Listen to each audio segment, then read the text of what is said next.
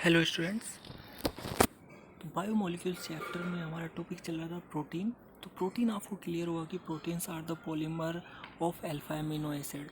तो आज हम जो एमिनो एसिड है इसका क्या करेंगे, क्लासिफिकेशन करेंगे। तो जो फर्स्ट टाइप का क्लासिफिकेशन है उसमें जो है एमिनो एसिड को जो है 3 पार्ट्स में डिवाइड किया गया है।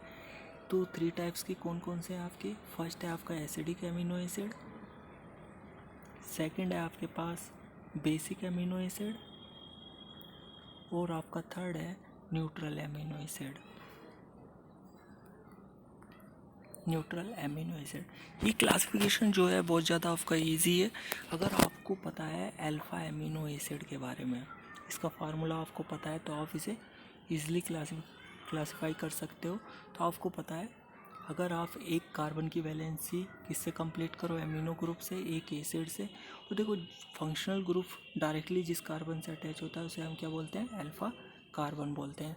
तो हमें क्या करना है, कार्बन से एक वैलेंसी से किसको अटैच कर देना है, एसिड को, कार्बोक्सिलिक ग्रुप को। एक वैलेंसी से आपको किससे, NH2 ग्रुप से कंप्लीट कर देना है, एक हाइड्रोजन से, और एक आपका ये जो ग्रुप है आपका ये अल्काइल भी हो सकता है, मतलब मिथाइल, इथाइल, प्रोपाइल, आइसोप्रोपाइल, या हाइड्रोजन हो सकता है, या ऐसा कोई ग्रुप लगा होगा जिसमें COOH ग्रुप होगा, या आपका NH2 ग्रुप।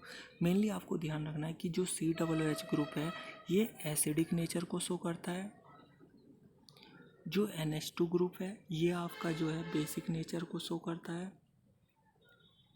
अगर देखो इस फार्मूले में नंबर ऑफ कार्बोक्सिलिक ग्रुप जो होते हैं वो ज़्यादा हो जाते हैं नंबर्स में, अगर R की जगह एक ऐसा ग्रुप अटैच हो जाए जिसमें COOH ग्रुप है तब तो वो होगा आपका एसिडिक एमिनो एसिड।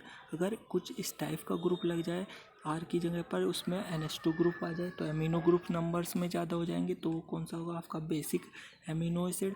और अगर R की जगह आप हाइड्रोजन रख देते हो और या एल्काइल, मिथाइल विथाइल रख देते हो, या आइसोप्रोपाइल, आइसोब्यूटाइल, तो देखो नंबर ऑफ कार्बोक्सिलिक ग्रुप और नंबर ऑफ एमिनो ग्रुप जो होंगे वो इक्वल हो जाते हैं। तो इस टाइप के एमिनो एसिड को हम क्या बोलते हैं, न्यूट्रल एमिनो एसिड बोल सकते हैं। तो अगर हम R इक्वल टू H रख लेते हैं, हाइड्रोजन रख लेते हैं, देखो फार्मूला क्या हो जाएगा आपका, COOH NH2,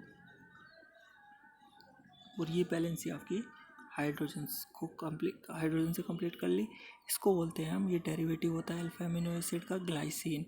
तो आप देख रहे होगे यहाँ पर जो एसिडिक नेचर को शो कर रहा है कार्बोक्सिलिक ग्रुप वो भी 1 है, और NH2 ग्रुप जो है वो भी 1 है, जो कि बेसिक कैरेक्टर को शो कर रहा है, और ये एसिडिक नेचर को शो कर रहा है। तो वो किससे कंप्लीट, तो NH2 और CH2 ग्रुप हमने क्या कर दिया है, अरेंज कर दिया है।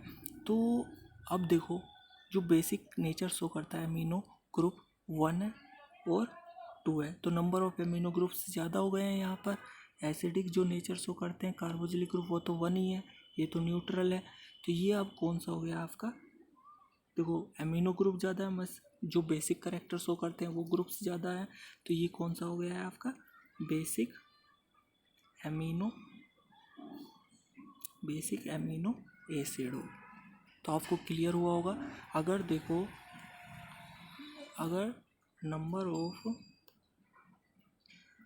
COOH ग्रुप किसके इक्वल हो जाए, नंबर ऑफ NH2 ग्रुप के, आपको पता है ये जो है एसिडिक नेचर को शो करता है, जबकि NH2 ग्रुप किसको शो करता है, आपके बेसिक नेचर को शो करता है। अगर ये दोनों इक्वल हो जाए तो वो कौन सा होगा आपका, एसिडिक वो आपका होगा ये न्यूट्रल। अगर दोनों इक्वल है तो ये कौन सा होगा आपका, न्यूट्रल एमिनो एसिड।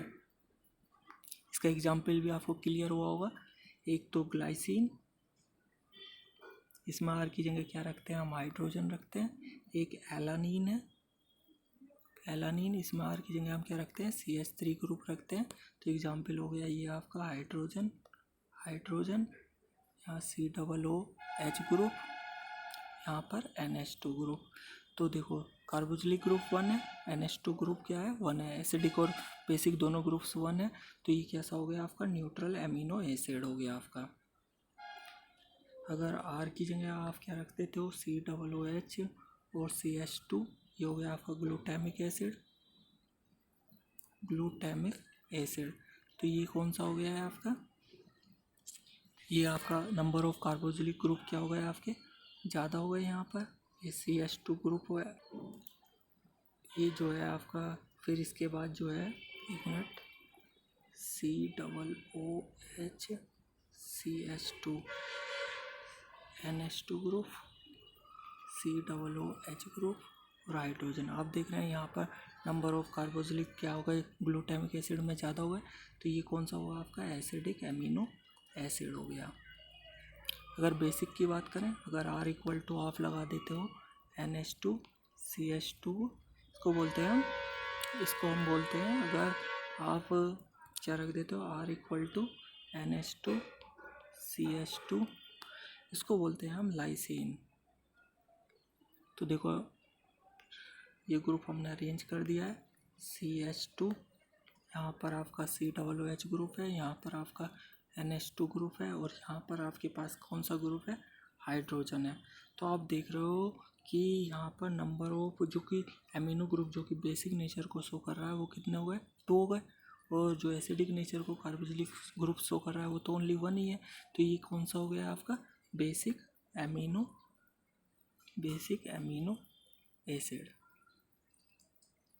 तो आपको क्लियर हुआ होगा। अगर आपको फिर भी इसमें कोई प्रॉब्लम हो रही हो तो सिंपल क्लासिफिकेशन था, ये फर्स्ट क्लासिफिकेशन था एमिनो एसिड का।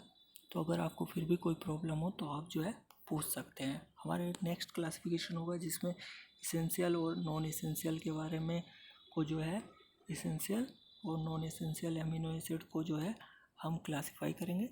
तो अभी तक अगर आपको प्रोटीन्स का जो बेसिक इंट्रोडक्शन है या क्लासिफिकेशन में अगर कोई प्रॉब्लम हो तो आप जो है पूछ सकते हैं।